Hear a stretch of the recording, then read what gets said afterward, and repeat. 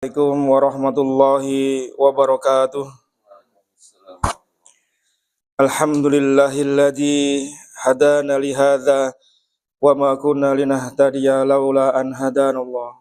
Asyhadu an la ilaha illallah wahdahu la syarikalah wa asyhadu anna Muhammadan abduhu wa rasuluhu la nabiyya wa la rasula ba'dah. Allahumma salli wa sallim ala nabiyyina Muhammadin wa ala alihi wa sahbihi wa man tabi'ahum bi ihsanin ila yaumil qiyamah.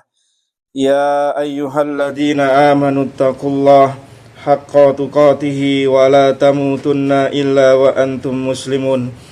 Ya ayyuhan nasu taqu rabbakumul ladzi khalaqakum min nafsin wahidah wa khalaqa minha zawjaha wa bassa minhuma rijalan katsiran wa nisaa wattaqullaha allazi tasaaluna bihi wal arham innallaha kana 'alaikum raqiba. Ya ayyuhalladzina amanu taqullaha wa qulu qawlan sadida yuslih lakum a'malakum wa yaghfir lakum dzunubakum wa man yuti'illaha wa rasulahu faqad faza fawzan 'azima. Amma ba'du, fa inna astaqal hadisi kitabullah wa khairal hadi hadi Muhammadin sallallahu alaihi wasallam wa syarrul umuri muhdatsatuha wa kullu muhdatsatin bid'ah wa kullu bid'atin dhalalah wa kullu dhalalatin finnar. Allahumma inna nas'aluka ilman nafi'a wa rizqan thayyiba wa amalan mutaqabbala. Allahumma anfa'na bima 'allamtana wa 'allimna ma yanfa'una wa zidna ilma. Alhamdulillah, segala puji dan syukur kita hanya milik Allah tabaraka wa taala yang telah memberikan berbagai macam kenikmatan kepada kita. Terkhusus kehadiran kita saat ini, Allah berikan kita nikmat sehat, Allah berikan kita nikmat keluangan waktu, dan dimudahkannya kita untuk bisa melaksanakan amal-amal soleh yang lain, yang semoga Allah jadikan setiap langkah kaki kita menuju tempat ini sebagai pemberat timbangan kita nanti di hari kiamat. Yang kedua, salam serta salawat untuk Nabi kita yang mulia Rasulullah sallallahu alaihi wasallam beserta keluarga, para sahabat serta seluruh pengikutnya. Dan tidak lupa kepada sahibul bait, semoga berkah dan rahmat Allah senantiasa tercurah kepada rumah dan penghuninya. Jamaah sekalian, Bapak Ibu rahimani wa rahimakumullah, kita akan melanjutkan pembahasan kitab Al-Kabair. Kita masuk di dosa besar yang ke-34, Al-Kabiratur Rabi' wassalasun al-khiyanah, yaitu khianat. Khianat itu lawan dari amanah. Amanah adalah akhlak seorang mukmin, sementara kebalikannya khianat itu akhlaknya orang munafik. Sebagaimana kata Nabi SAW di Bukhari nomor 33, ayatul munafik salasun, tanda-tanda orang munafik itu ada 3. Idza haddasa kadzaba, wa idza wa'ada akhlafa, wa idza tumina khana. Orang munafik itu jika berbicara suka berdusta, jika berjanji sering menyelisihi, dan jika diberi amanah maka dia berkhianat. Maka hendaknya setiap kita, setiap muslim berusaha menjauhkan diri kita dari perkara-perkara yang termasuk dalam kategori khianat. Terlebih, terkhusus kita khianat kepada Allah dan Rasulnya sallallahu alaihi wasallam. Ini khianat yang besar perkaranya. Begitu juga amanat-amanat yang lain yang dibebankan kepada kita. Amanah itu banyak, jamaah sekalian. Jabatan, kedudukan, kemudian anak, istri, harta, semuanya itu amanah. Ya. Coba ditengok di surah Al-Ahzab ayat ke-72 dan 73. Allah menyebutkan berbagai macam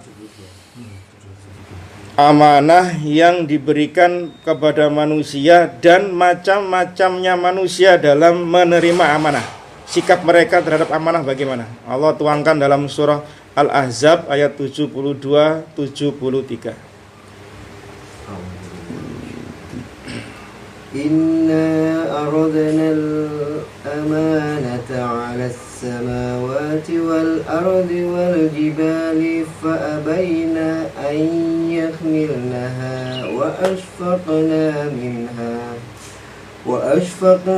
minha wa hamalaha al-insan innahu kana zaluman jahula liyu'adzib Allahul munafiqina wal munafiqati wal musyrikina wal musyrikati wa yatuba Allahu 'alal mu'minina wal mu'minat wa kana Allahu ghafurar rahima. Sesungguhnya kami telah mengemukakan amanat kepada langit, bumi, dan gunung-gunung. Maka semuanya enggan untuk memikul amanat itu, dan mereka khawatir akan mengkhianatinya. Dan dipikulah amanat itu oleh manusia. Sesungguhnya manusia itu amat zalim dan amat bodoh. Sehingga Allah mengazab orang-orang munafik laki-laki dan perempuan, dan orang-orang musyrik laki-laki dan perempuan, sehingga Allah menerima taubat orang-orang mukmin laki-laki dan perempuan, dan adalah Allah Maha Pengampun lagi Maha Penyayang. Inna aradnal amanata 'alas samawati wal ardi wal jibal. Sesungguhnya kami Allah Subhanahu wa taala telah menawarkan amanah kepada makhluk-makhluk Allah yang sangat-sangat besar. Langit, bumi, gunung. Lihat, ini makhluk yang besar. Allah tawarkan kepada mereka tentang apa? Kewajiban-kewajiban yang dibebankan kepada makhluk. Jika dikerjakan mendapatkan pahala, jika ditinggalkan mendapatkan siksa. Ya. Termasuk apa? Semua amanah, harta, titipan, termasuk jabatan, kedudukan, ya, harta, istri, anak, semuanya itu amanah. Ya. Fa'abaina ayyahmilnaha wa ashfaqna minha. Maka semuanya tadi, langit, bumi, gunung itu enggan memikul amanah tadi. Karena apa? Khawatir mereka akan mengkhianatinya. Padahal mereka adalah makhluk yang besar, yang jika mereka memikul itu pasti mungkin bisa, tapi mereka apa? Tidak mampu karena khawatir nanti berkhianat. Tetapi apa yang terjadi? Wa hamanal insan. Kemudian manusia mau menerima amanah tadi. Maka Allah sebutkan manusia bahwa innahu kana zaluman jahula. Maka sesungguhnya manusia itu dalam keadaan zalim lagi bodoh. Yaitu apa? Menyanggupi menjalankan amanah. Maka jika seorang hamba menerima amanah dari Allah kemudian dia tunaikan, maka dia mendapatkan ganjaran dari Allah Subhanahu wa taala. Karena dia telah mampu untuk mengemban amanah yang gunung, langit, bumi tidak mampu untuk menanggungnya. Tapi jika dia menyia-nyiakan amanah, maka siksa Allah sangat pedih bagi mereka.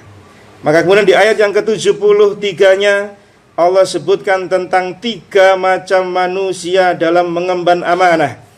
Allah sebutkan liyu'adziballahul munafiqina wal munafiqat wal musyrikina wal musyrikat wa yatuballahu 'alal mu'minina wal mu'minat. Di dalam ayat ini, di ayat 73, Allah menyebutkan 3 macam manusia dalam mengemban amanah. Yang pertama adalah orang-orang musyrik, baik dia laki-laki maupun perempuan. Bagaimana sikap mereka terhadap amanah dari Allah? Mereka berkhianat, baik lahirnya maupun batinnya. Tidak ada orang musyrik itu mengemban amanah. Ya, kalau dikatakan dia orang jujur, iya, itu hanya kedok semata. Di dalam hatinya pasti mereka berkhianat pada Allah dan Rasulnya. Itu yang dimaksud. Sehingga sikap orang musyrik baik laki-laki maupun perempuan terhadap amanah yang dibebankan oleh Allah Subhanahu wa taala, mereka berkhianat, baik yang nampak maupun yang tersembunyi dalam hati mereka. Lalu bagaimana dengan orang-orang munafik, baik laki-laki maupun perempuan? maka secara zohir yang nampak mereka menampakkan sikap amanah, tapi dalam hati mereka mengkhianati Allah dan Rasulnya. Lihat sikap orang-orang munafik di masa Rasulullah SAW. Ya, mereka sering mengkhianati Allah, mengkhianati Rasulnya, mengkhianati kaum muslimin. Maka mereka dohirnya menampakkan keislamannya, yaitu menampakkan bisa menjalankan amanah, tetapi dohirnya mereka mengkhianati amanah dari Allah dan Rasulnya. Sementara yang ketiga adalah orang-orang mukmin yang mereka Allah sifati orang-orang yang senantiasa diterima taubatnya, yaitu mereka menerima amanah dari Allah baik lahir maupun batin. Jadi di ayat ini disebutkan ada 3 model manusia dalam menerima amanah, yaitu orang-orang musyrik baik laki-laki maupun perempuannya, mereka tidak menjalankan amanah baik lahir maupun batin. Yang munafik baik laki-laki maupun perempuan dohirnya menampakkan amanah, tapi batinnya mengkhianati amanah.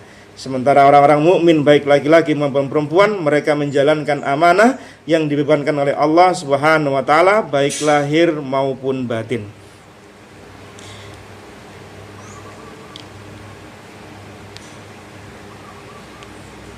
Kemudian Imam Az-Zahabi rahimahullah membawakan dalil Allah Subhanahu wa taala di surah Al-Anfal ayat yang ke-27. Ya, silakan dibaca dulu aja. Ya ayyuhalladzina amanu la takhunu Allah war rasul wa takhunu amanatikum wa antum ta'lamun. Hai orang-orang yang beriman, janganlah kamu mengkhianati Allah dan Rasul Muhammad, dan juga janganlah kamu mengkhianati amanat-amanat yang dipercayakan kepadamu, sedang kamu mengetahui. Di ayat ini Allah Subhanahu wa taala menerangkan agar kita kaum mukminin tidak mengkhianati Allah dan Rasulnya sallallahu alaihi wasallam, dan jangan pula mengkhianati kepercayaan yang dibebankan kepada kita. Ayat ini memiliki kaitan dengan ayat sebelumnya, yaitu ayat yang ke-24-nya. Coba dibaca ayat ke-24-nya. Ya ayyuhalladzina amanu istajibu lillahi walirrasuli idza da'akum lima yuhyikum wa'lamu Allah yahulu bainal mar'i wa qalbihi wa annahu ilaihi tusyarun. Hai orang-orang yang beriman, penuhilah seruan Allah dan seruan Rasul apabila Rasul menyeru kamu kepada sesuatu yang memberi kehidupan kepadamu, dan ketahuilah bahwa sesungguhnya Allah membatasi antara manusia dan hatinya, dan sesungguhnya kepadanya lah kamu akan dikumpulkan. Ya, di ayat 24 ini Allah menyeru orang-orang beriman untuk memenuhi seruan Allah dan Rasulnya. Ya, diperintahkan oleh Allah Subhanahu wa taala. Artinya ketika ada perintah dari Allah, ada perintah dari Rasulnya, maka terimalah, jalankan amanah tersebut. Kemudian Allah sebutkan di ayat 27 tadi, ya, agar seorang mukmin itu tidak mengkhianati Allah dan Rasulnya setelah diberi seruan tadi. Sehingga seorang mukmin berdasarkan ayat ini, kata para mufassirin, itu tidak boleh mengkhianati Allah dan Rasulnya baik terang-terangan maupun tersembunyi. Karena itu bukan sifatnya orang mukmin. Sifatnya orang mukmin itu menjalankan amanah baik lahir maupun batin. Ya, ada yang nampaknya seperti menjalankan amanah, tapi hatinya sering mengkhianati. Ini kan tidak nampak. Itu bukan sifat orang mukmin, itu sifatnya orang munafik. Maka Allah menyeru di ayat 24 tadi agar memenuhi seruan Allah dan Rasulnya, kemudian jalankan amanah dari Allah. Di ayat 27-nya, jangan engkau mengkhianati Allah dan Rasulnya, walaupun belum terjadi. Ini untuk bentuk preventif. Ya. Karena secara hukum asal orang mukmin itu nggak akan berkhianat gitu loh. Tetapi kok ternyata bisa berkhianat, berarti ada sesuatu yang salah. ada sesuatu yang mungkin menjadi sebab hingga kemudian dia melakukan bentuk pengkhianatan pada Allah dan Rasulnya, walaupun mungkin tidak disengaja. Ayat ini, kata mufassirin, ayat 27, terkait dengan seorang sahabat, yaitu Abu Lubabah, bahwasanya ketika Rasulullah SAW selesai dari perang Ahzab, ya, di perang Ahzab terjadi perang yang sangat dahsyat. Koalisi orang-orang kafir berkoalisi dengan sekutu-sekutunya, kemudian menyerang Rasulullah SAW di kota Madinah. Atas saran Salman Al-Farisi, apa yang dibuat strateginya? Dibikinlah parit yang secara matematik tidak akan bisa dijangkau oleh kuda yang akan melompat. Yang sekarang diabadikan di Madinah itu dengan beberapa pos. Posnya itu ada 5 kalau nggak salah. Itu sekarang jadi musola, jadi masjid. Jadi setiap pos-pos yang dahulu dijadikan tempat untuk jaga itu, perbatasan tadi itu sekarang jadi masjid. Biasanya kalau di Saudi itu tempat-tempat yang dulu pernah jadi sejarah itu dijadikan sesuatu. Jadi nggak dihilangkan sama sekali, tapi jadi tempat mungkin ditandai bulatan, lingkaran, keramik yang berbeda gitu. Seperti sumur di Masjid Qiblatain itu kan, di Masjid Kuba itu kan ada sumurnya yang dulu cincinnya Rasulullah pernah jatuh di situ. Itu biasanya dibikin lingkaran keramiknya agak berbeda gitu. Mereka biasanya begitu. Ya, jadi tidak sebagai situs-situs yang disakralkan kemudian dibuat berkah, itu enggak. Ya, tapi cuma diberi tanda saja yang berbeda sehingga orang kalau mau napak tilas sejarah mungkin diceritakan oleh mutawifnya, ada kisahnya di situ, bisa jadi tanda gitu ya. Nah, ketika selesai perang Ahzab itu, Rasulullah SAW itu berkoalisi dengan sekutu-sekutunya. Di antaranya adalah Bani Quraidzah yang ada di Madinah. Jadi Bani Quraidzah itu punya perjanjian sama Rasulullah, itu bersama dengan suku Aus dan Khazraj untuk bersama-sama jika ada musuh menyerang kotanya, maka mereka serempak membantu. Tetapi ternyata di tengah perjalanan perang tersebut, Bani Quraidzah itu membangkang, membelot dari perjanjian yang dibuat sama Rasulullah SAW. Berkhianat mereka. Satu, nyuplai senjata. Yang kedua, membocorkan rahasia jalan-jalan khusus untuk orang Madinah supaya bisa masuk. Yang ketiga, kemungkinan nyerang pasukan kaum muslimin dari belakang itu sangat besar, karena mereka ada di dalam kota Madinah. Sementara Rasulullah menghadapi koalisi orang-orang Ahzab, koalisi orang-orang kafir Quraisy. Ini sangat genting, sampai Rasulullah SAW dan para sahabat saat itu sampai terlewatkan sholat asar sampai masuk maghrib. Jadi Rasulullah dan para sahabat pernah sholat asar itu masuk maghrib, karena saking sibuknya ngurus orang kafir ini, sementara di belakang ada potensi dibokong oleh orang-orang Yahudi Quraidzah, Bani Quraidzah. Maka Rasulullah, loh, kita sampai gak sempat sholat asar ini. Maka beliau laksanakan sholat asar maghrib di masanya maghrib. Saking gentingnya suasana saat itu, ya, karena tidak ada suara kan sholatu wassalamu alaihi, kan gak ada. Jadi, kalau di sini kan kita tahu, maghrib, sholat itu kan ya, nggak ada dulu. Jadi beliau sangat sibuk dan jam juga tidak ada. Tahu-tahu loh masuk maghrib. Ini gara-gara mereka ini sampai kita kemudian sampai terlupakan sholat asar. Beliau sempat seperti itu, mengalami masa seperti itu. Nah, kita kadang sholat asarnya kelewatan bukan karena genting perang kayak gitu ya. Itu kan paham kan ya, karena cuan ya, karena dunia. Waduh, durung asaran last minute gitu ya. Cepet-cepetan langsung masuk sekalian wudu maghrib. Setelah itu, kemudian selesai perang menghadapi koalisi tadi, maka Rasulullah mengepung bentengnya Bani Quraidzah. Berapa lama? 25 hari.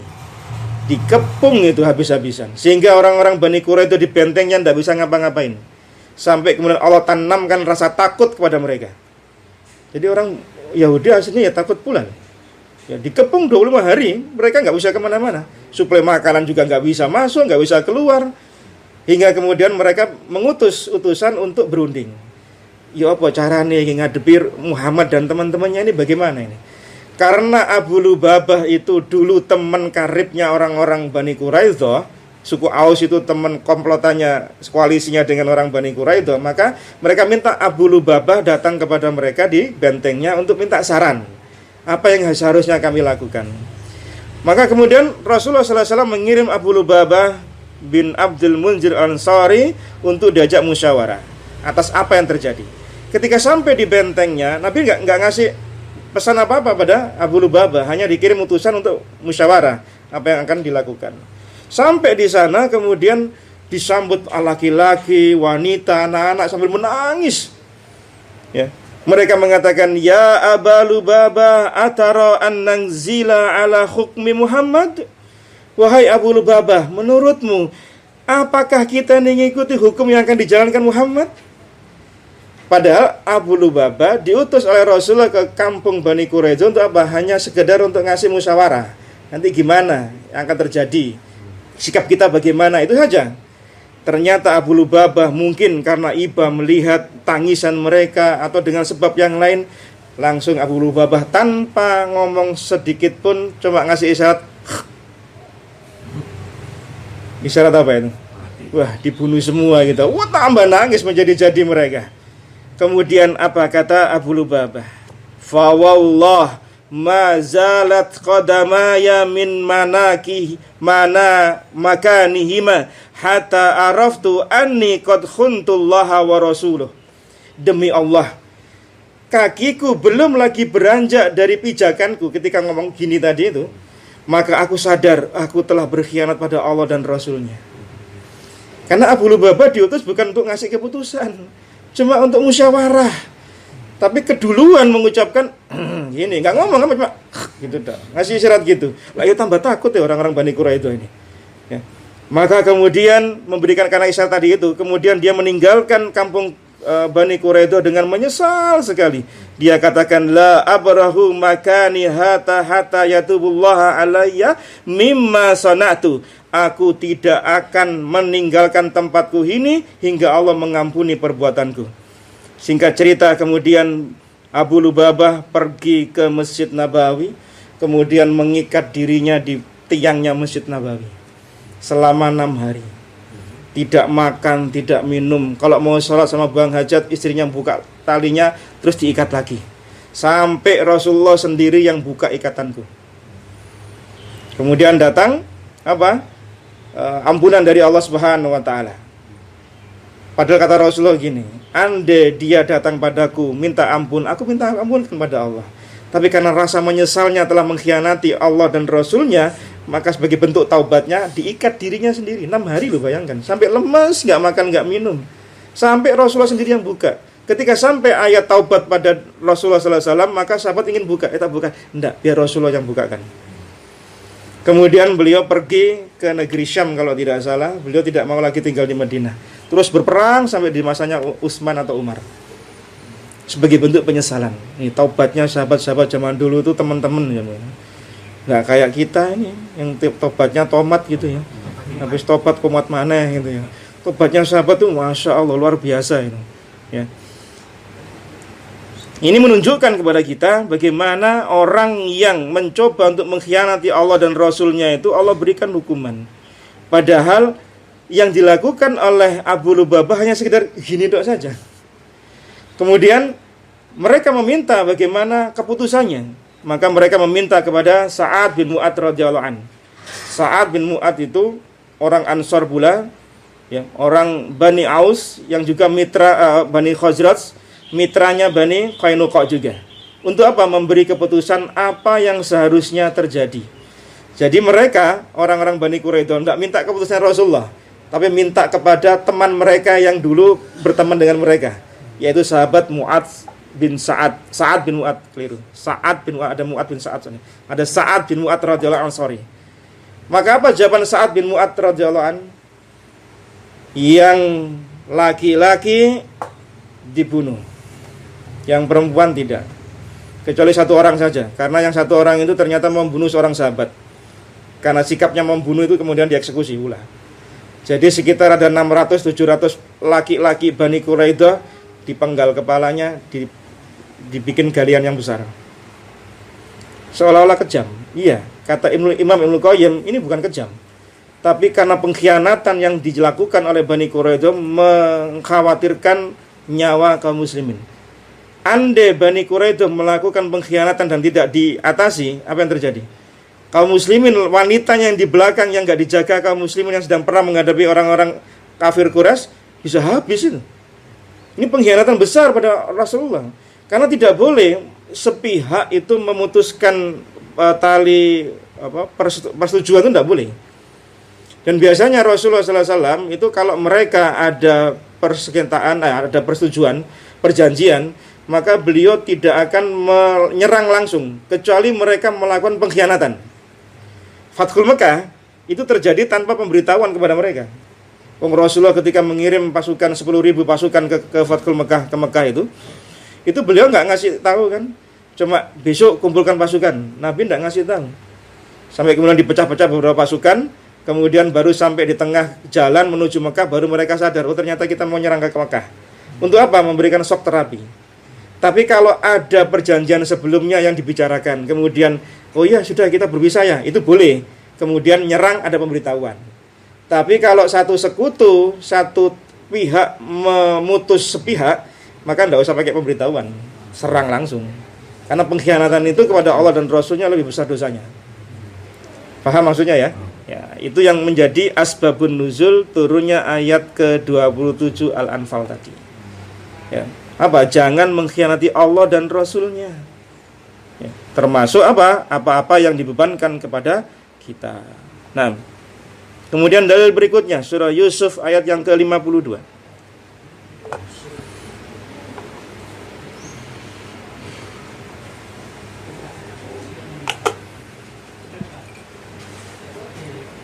Dzalika liya'lama anni akhuhu bil ghaibi wa anna Allah la yahdi kaidal kha'inin. Yusuf berkata, yang demikian itu agar dia, Al-Aziz, mengetahui bahwa sesungguhnya aku tidak berkhianat kepadanya di belakangnya, dan bahwasannya Allah tidak meridhoi tipu daya orang-orang yang berkhianat. Iya. Dalilnya di potongan ayat wa annallaha la yahdi kaidal khainin. Dan Allah tidak menyukai, tidak memberikan petunjuk, tidak meridhoi orang yang berbuat khianat.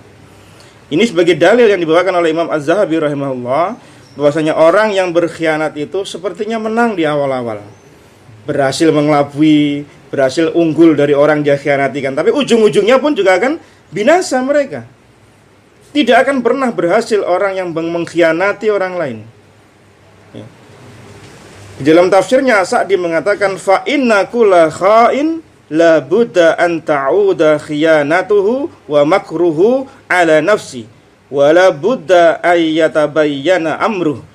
Maka semua pengkhianat pasti khianat dan makarnya akan kembali pada dirinya, dan perkara ini pasti akan disingkap oleh Allah Subhanahu wa taala. Mungkin orang mengkhianati kita mungkin tanpa kita sadari, tanpa kita ketahui.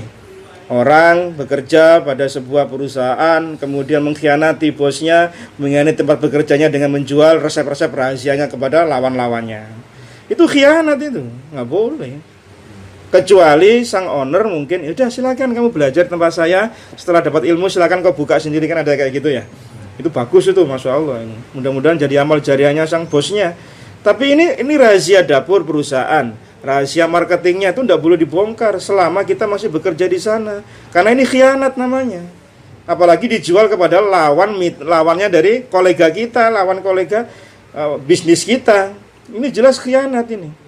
Tidak boleh, suatu saat pasti akan dibongkar oleh Allah Subhanahu wa taala, dan Allah tidak akan memberi hidayah, petunjuk, dan tidak ridho kepada orang yang mengkhianati suatu perjanjian. Sebagai penguat, coba dibuka surah Al-Anfal ayat ke-58. Tidak ada di buku kita, untuk sebagai tambahan faedah. Ayat 58. Al-Anfal 58. Wa imma takhafanna min qaumin khiyanatan fambil ilaihim ala sawa'i innallaha la yuhibbul kha'inin. Dan jika kamu khawatir akan terjadinya pengkhianatan dari suatu golongan, maka kembalikanlah perjanjian itu kepada mereka, dan dengan cara yang jujur. Sesungguhnya Allah tidak menyukai orang-orang yang berkhianat. Ini ketika berbicara tentang perang. Ketika ada perjanjian dengan musuh, maka misal penghentian peperangan, gencatan senjata, itu harus ditepati. Begitu melanggar berarti berkhianat. Ini kita berbicara ayat ini tentang orang kafir. Wa imma takhafanna min qaumin khiyanah. Jika engkau Muhammad sallallahu alaihi wasallam, jika Rasulullah itu khawatir mereka berkhianat, orang kafir. Lalu bagaimana kalau yang kita khianati saudara kita kaum muslimin itu? Yang dengan yang orang kafir saja kita tidak boleh mengkhianati gitu loh, apalagi dengan orang muslim. Padahal dalam peperangan boleh jadi ada bentuk pengkhianatan, ada tipu daya dan seterusnya. Lah ini di bisnis, di kehidupan kita yang nyeril, berteman dengan interaksi dengan kaum muslimin untuk dikhianati, apa enggak lebih parah itu? Oh, dengan orang kafir aja kita enggak boleh kok. Padahal kita boleh merangi mereka loh. Tapi ketika ada kesepakatan maka enggak boleh diperangi, kecuali mereka melanggar kesepakatan tadi. Sebagaimana Fathul Makkah tadi, sebagaimana Bani Quraidah tadi, melanggar kesepakatan gencatan senjata, melanggar kesepakatan membantu orang kafir, musuh dari sekutu mereka. Karena kalau orang bersekutu ya, dengan sekutunya, maka orang yang diserang sekutunya ini boleh diperangi. Karena apa? Itu teman kita, sama kayak kita. Ya, misal kita ya dengan tetangga sebelah kampung kita punya kesepakatan saling bantu, itu misalnya. Ternyata desa kita yang sebelah itu diganggu sama desa lain yang musuh, maka dia pun juga musuh kita. Karena kita bersepakat dengan dia. Kalau ternyata tetangga sebelah desa kita itu mengkhianati kita, kok mereka nyebrang ke musuh yang lain, itu berkhianat namanya. Ini yang terjadi pada peperangan. Lihatlah Allah di akhir kalimat apa? Innallaha la yuhibbul kha'inin. Allah sesungguhnya tidak menyukai orang-orang yang berkhianat. Semua lafal dalam Al-Quran yang menyebutkan tentang dosa besar, pasti Allah akan awali dengan innallaha la yuhibbu, untuk menunjukkan itu yang disebut setelah la yuhibbu, dosa besar. Khianat itu dosa besar, Allah tidak suka, berarti dosa besar. Perhatikan beberapa ayat dalam Al-Quran.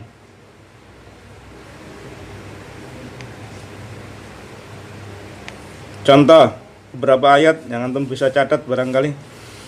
Di surah Al-Baqarah ayat 190, di akhir-akhir ayat senantiasa Allah akan mengakhiri, atau yang di tengah-tengah Allah akan memulai dengan kalimat innallaha la yuhibbu wallahu la yuhibbu. Contoh di Al-Baqarah 190, innallaha la yuhibbul mu'tadin. Sesungguhnya Allah tidak mencintai orang-orang yang mu'tadin, itu melampaui batas, zalim. Berarti zalim dosa besar. Al-Baqarah 205, wallahu la yuhibbul fasad. Dan Allah tidak mencintai, tidak menyukai kerusakan. Terkhusus kerusakan masalah agama, kerusakan di tengah masyarakat, Allah tidak suka itu. Orang yang suka membuat bikin onar itu Allah tidak suka, berarti dia sedang melakukan dosa besar. Al-Baqarah 276, yamhaqullahu riba wa yurbis sadaqat wallahu la yuhibbu kulla kafarin asim. Allah menghilangkan keberkahan riba, menyuburkan sedekah, dan Allah tidak menyukai setiap orang yang sangat kufur lagi bergelimang dosa. Allah sebutkan sangat kufur lagi bergelimang dosa terkait dengan riba. Berarti riba dosa besar. Ali Imran ayat 32. Fa innallaha la yuhibbul kafirin. Sesungguhnya Allah tidak menyukai orang-orang kafir. Kafir jelas dosa besar. Ali Imran lagi 57. Wallahu la yuhibbudz zalimin. Allah tidak menyukai orang-orang zalim. An-Nisa 36. Innallaha la yuhibbu man kana mukhtalan fakhura. Sesungguhnya Allah tidak menyukai orang-orang yang sombong lagi membanggakan diri. Sombong, bangga, ujub, dosa besar. An-Nisa 107. Innallaha la yuhibbu man kana khawanan asima. Allah sesungguhnya tidak menyukai orang-orang yang berkhianat dan bergelimang dengan dosa.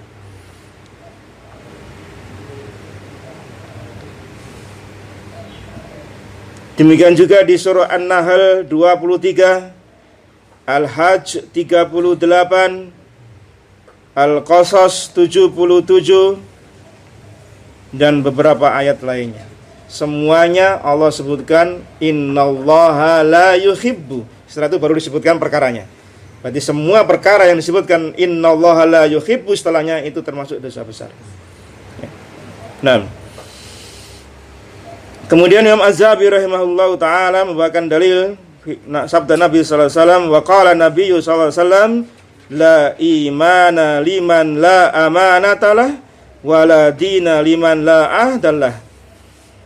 Kata Nabi SAW, tidak ada iman bagi orang yang tidak amanah, dan tidak ada agama bagi orang yang tidak memegang janji. Nabi SAW tidaklah menafikan iman kecuali bagi orang yang meninggalkan suatu kewajiban. Menafikan kesempurnaan iman, Nabi tidak akan mengatakan la imana, tidak ada iman, maksudnya tidak sempurna imannya. La yu'minu, misalnya seperti itu. Tidak ada kesempurnaan iman pada dirinya. Ketika disebutkan setelah kalimat tadi itu, berarti ada yang ditinggalkan dari sisi kewajiban. Kewajiban apa? Amanah.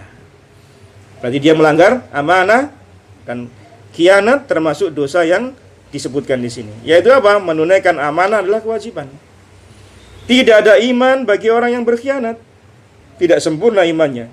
Karena khianat termasuk dosa besar. Banyak amanah jemaah sekalian yang harus ditunaikan oleh masing-masing individu kita. Sebagaimana kata Nabi SAW di hadis riwayat Imam Bukhari, di hadis nomor 5200, di Muslim nomor 1829, yang insyaallah kita semua hafal hadisnya. Kullukum ra'in wa kullukum mas'ulun an ra'iyati. Setiap kita ini adalah pemimpin, apapun levelnya, baik di rumah tangga, di tempat kita bekerja, di masyarakat kita, ya. Semuanya adalah pemimpin, dan setiap pemimpin akan dimintai pertanggungjawaban atas apa yang dia pimpin. Jangan sampai menjadi orang yang berkhianat atas apa yang dia pimpin. Demikian juga Nabi SAW berwasiat kepada kita tentang perkara wanita. Di hadis riwayat Imam Ibnu Majah nomor 3047, Nabi bersabda, fattaqullaha fin nisa', bertakwalah kalian wahai para laki-laki kepada Allah, kepada kaum wanita. Fa innakum akhadtumuhun, karena sesungguhnya kalian telah mengambil mereka sebagai amanah dari Allah. Bi amanatillahi wastahlaltum furujahunna bi kalimatillah, yang dengan itu, dengan kalimat Allah, ijab qabul qabiltu nikah, maka kehormatan mereka telah dihalalkan bagi kalian atas nama Allah. Istri kita ini itu amanah dari Allah, yang harus kita jaga, yang harus kita penuhi hak-haknya, yang harus kita tunaikan kewajiban kita. Ini amanah aja mas. Anak, istri, anak amanah bagi kita. Kita sebagai orang tua pun juga amanah, dibebani amanah oleh Allah Subhanahu wa taala. Ya, untuk merawat anak-anak kita, mendidik anak-anak kita, mendidik istri kita, semuanya amanah. Dan orang yang tidak amanah terjerumus pada dosa besar, karena Nabi mengatakan apa? La imana liman la amanata. Tidak ada iman bagi orang yang tidak amanah. Nah, ini menunjukkan apa? Nabi memberi penekanan kepada khianat itu karena sifatnya orang munafik, bukan orang mukmin. Kemudian Nabi SAW bersabda, ayatul munafiqina salasun, idza haddasa kadzaba wa idza wa'ada akhlafa wa idza tumina khana. Tanda-tanda orang munafik itu 3, yaitu jika berbicara dia berdusta, jika berjanji menyelisihi, dan jika diberi amanah dia berkhianat. Ini tanda-tanda orang munafik amali. Karena ada munafik i'tiqadi, ada yang munafiknya amali. Yang i'tiqadi itu yang masuk pada nifak besar. yang mengeluarkan seseorang dari agama Islam. Dan itulah terjadi di masa Nabi sallallahu alaihi wasallam. Orang munafiknya i'tiqadi, yang nampak dia Islam tapi hatinya menyelisih Allah dan Rasulnya, membenci Allah dan Rasulnya. Sementara di masa kita sekarang, munafiknya adalah yang nampak secara lahiriah, amali. Kalau suka ngomong Muslim dia, tapi jangan dihukumi kemudian nifaknya i'tiqadi, kecuali dia memang menampakkan nifaknya secara i'tiqad. Yang terjadi sekarang kaum muslimin kita itu munafiknya munafik nifak amali. Yang kalau ngomong suka dusta ya, suka nyelisih janji, jam piro? Jam 09.00, datang jam 9 lebih 55 menit.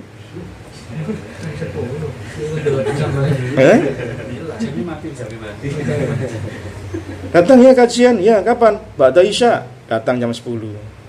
Kan habis Isya. Habis Isya. Ya kita udah pulang habis Isya jam 10. Udah sampai rumah kita. Bahkan saking buruknya perilaku khianat, sampai Nabi SAW melarang kita untuk melakukan khianat kepada orang yang telah mengkhianati kita. Orang khianat sama kita. Karena saking buruknya khianat itu, kita nggak boleh membalas khianati dia juga loh. Cek pepu, podo-podo. Sampai khianati aku, tak balas khianati. Nggak boleh. Perhatikan hadis Nabi SAW di Abu Dawud nomor hadis 3534. Di Tirmizi nomor 1264 sahih, kata Syekh Albani rahimahullah. Adil amanati ila mani tamanak wala tahun man khanak. Sampaikan amanah kepada orang yang memberi amanah kepadamu. Saya kasih jabatan ya, saya angkat kamu jadi kepala divisi kantor. Harus amanah jadi kepala divisi kantor. Kamu tak angkat jadi security, jaga keamanan perumahan ini, jaga keamanan kantor ini, amanah.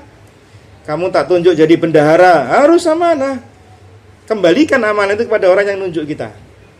Kemudian apa kata Nabi? Wala takhun man khanak, jangan engkau berkhianat kepada orang yang mengkhianati engkau. Dibalas, itu tidak boleh.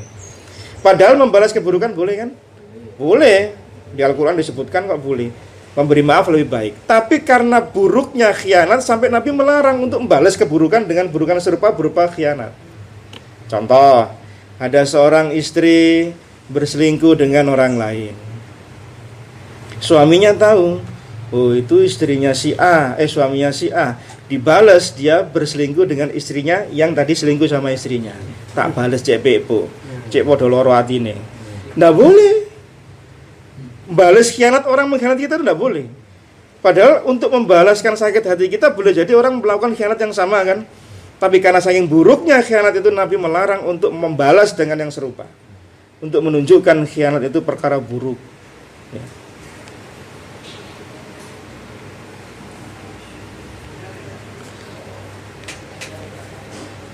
Kemudian ada istilah al-khadi'ah. Kha dal ya sukun ain tak marbutah. Khadi'ah. Khadi'ah itu artinya menipu. Kalau khianat. Orang sering menyamakan khianat dengan menipu. Beda. Ya, khianat dengan menipu berbeda. Kalau khianat itu orang menipu kita pada kondisi orang yang seharusnya orang tersebut memberi amanah pada kita. Pimpinan ngasih kita wewenang, tugas, kita berkhianat. Ya, nyelewengkan mungkin dana, nyelewengkan tugas. Kita khianat karena apa? Ada amanah yang dibebankan pada diri kita. Tapi kalau menipu, orang itu tidak punya amanah pada kita. Tidak nyampaikan amanah dan kita tidak ada tanggung jawab sama dia.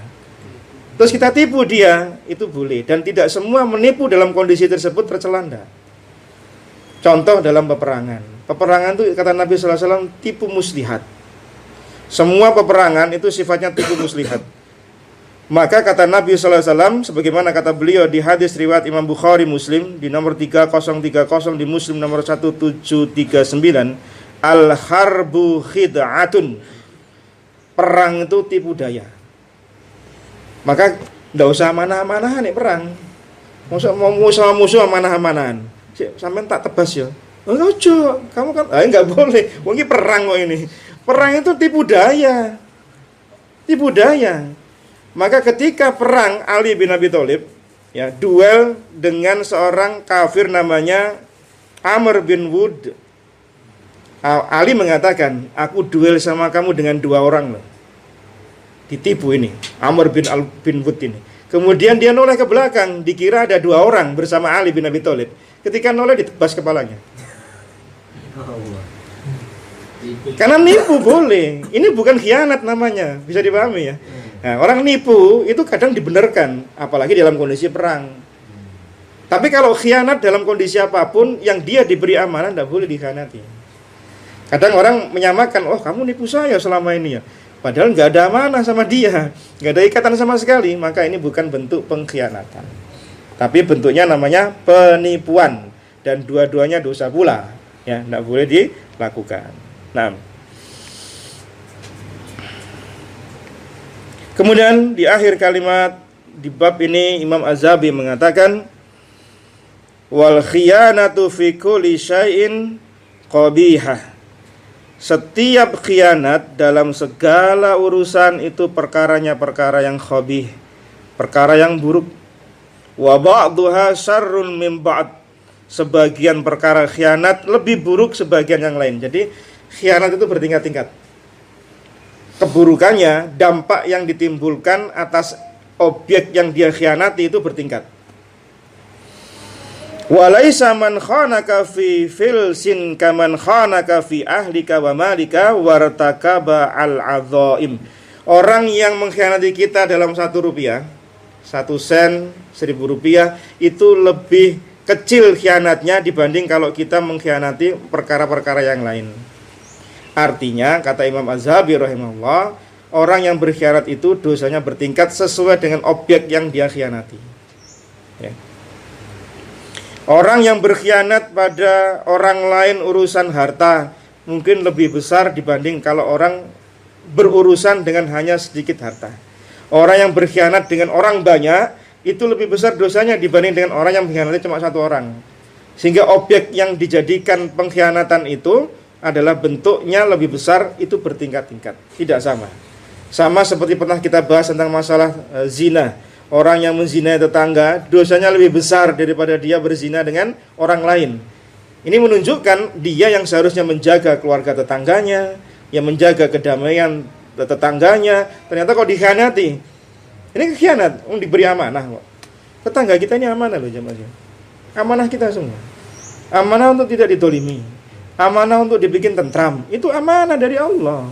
Maka perkara amanah itu luas, baik menyangkut diri kita, keluarga kita, tetangga kanan kiri kita, dan masyarakat luas. Itu semuanya amanah. Termasuk kewajiban-kewajiban yang Allah bebankan pada kita, itu semuanya amanah. Sholat, puasa, nuntut ilmu, itu semuanya amanah. Dan ilmu itu nanti dibahas di bab berikutnya ya. Oh ya, di dosa besar ke-35. Ilmu itu amanah. Amanahnya apa? Diajarkan, disampaikan, diamalkan. Itu amanah. Jadi ilmu bukan gagah-gagahan toh, bukan sekedar wacana kayak orang-orang Yahudi. Kalau mau gagah-gagahan soal ilmu, kita ini masih kalah sama orang Yahudi. Orang Yahudi itu ngelontok soal kitab, maka disebut dengan ahli kitab. Ngelontok soal Taurat, wong mereka tahu kalau di situ ada ciri-ciri Nabi sallallahu alaihi wasallam di akhir zaman kok. Mereka faham sebagaimana mereka faham ciri-ciri Nabi itu seperti anak-anak mereka sendiri. Orang Yahudi itu tahu bagaimana Rasulullah nanti di akhir zaman itu seperti apa, Rasul terakhir itu kayak apa. Karena kebencian, hasad kok bukan dari orang Bani Israel lah yang menyebabkan mereka tidak mau memeluk agama Islam. Karena dari anak keturunan Nabi Ismail hanya Rasulullah sallallahu alaihi wasallam yang menjadi Rasul, menjadi Nabi. Dari keturunan Yakub lah baru kemudian turun Nabi Ishak, dan kemudian dari Nabi Ishak turun Nabi Yakub, turun 12 anaknya keturunan Nabi Ishak. Nabi Yakub yang kemudian disebut dengan Bani Israel. Jadi Nabi Yakub itu punya dua istri, Lea dan Rohil. Lea Rohil itu 2 kakak adik bersaudara. Maunya Nabi Yakub dalam kisah-kisah Israiliyat di Perjanjian Lama itu maunya sama Rohil, karena Rohil lebih cantik daripada kakaknya Lea. Tapi syariatnya bapaknya tidak boleh, kakaknya dulu yang nikah. Maka untuk bisa mendapatkan rohil kamu juga harus nikahi Lea. Maka dinikahilah, dalam syariat perjanjian lama diperbolehkan menikahi dua bersaudara sekaligus. Macam kita kan nggak boleh kan menyatukan kakak beradik dalam satu pernikahan, kan nggak boleh. Kecuali satunya meninggal kemudian nikahi adiknya atau kakaknya boleh. Ya. Nah, kemudian Nabi Yakub menikahi Lea dan Rohil, kakak beradik. Lea memiliki beberapa anak, 4 kalau nggak salah. Rohil belum punya anak. Kemudian karena kecemburuan maka Rohil menghadiahkan budaknya kepada Nabi Yakub untuk jadi istrinya. Lahirlah anak-anaknya. Nah, di antara anak-anaknya Rohil itu kemudian lahir namanya Yusuf dan Bunyamin. Nabi Yusuf, dan makanya parasnya cantik. Tampannya Nabi Yusuf nurun dari ibunya. Kemudian budaknya Lea juga diberikan pada Nabi Yakub hingga Nabi Yakub punya 4. Kemudian turunlah 12 tadi itu menjadi suku besarnya orang Bani Israel. 12 nabi Allah turunkan kepada orang Bani Israel, termasuk Nabi Isa alaihissalam yang terakhir. Nah, itu yang sering dikhianati oleh orang-orang Bani Israel. Ya. Nah,